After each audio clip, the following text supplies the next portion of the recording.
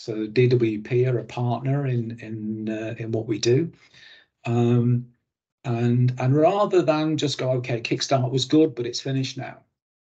What they now do is fund something that we call the Youth Hub.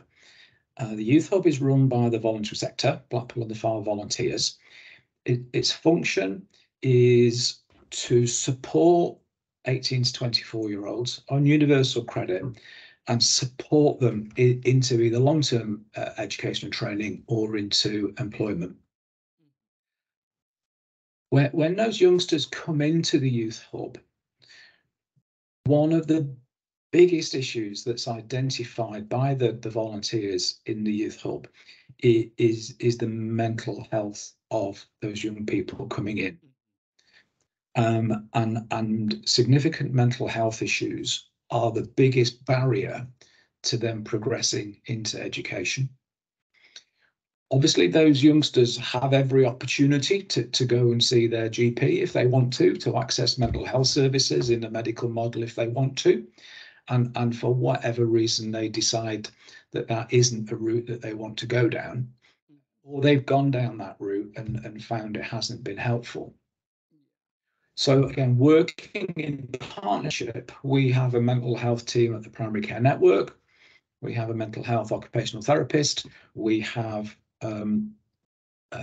associate psychological therapists. And what they do is they go into the Youth Hub and deliver group work. So it's not specific. We're not here to help that single person with their mental health. We are here to help all of the folks in the Youth Hub, addressing things like managing stress, things like dealing with disappointment, dealing with anxiety, and their overall emotional health and well-being. Separately, there is another charity called Counselling in the Community that's offering one-to-one counselling sessions with those young people.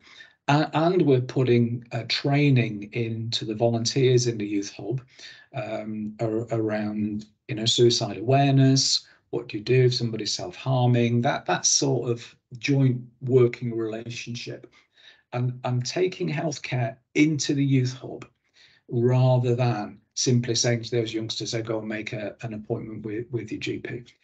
There's about 100 youngsters in the Youth Hub, and over the past year, I think we're now on to about 40 that have gone either into long-term education or long-term employment. So that's just, for me, that's just brilliant. Then I think about the children, because they're 18 to 24-year-olds, and if you've got mental health problems, then you're likely to have them for the rest of your life, and that's going to impact on you. But those mental health issues start in childhood predominantly.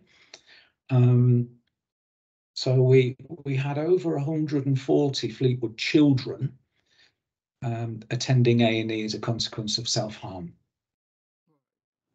Yeah. And that is not going to be addressed in a 10-minute consultation with a GP. It's not going to be addressed solely or singly in the school. It's not going to be addressed solely by local authority statutory services. So what we are doing now is looking at a much more integrated approach that includes health provision through children's mental health services from within the primary care network, that includes the safeguarding leads from within the schools, and the statutory children and family services through Lancashire County Council, working in a very much an MDT model to support our most disadvantaged families. So relationships are really important. And that's relationships between human beings.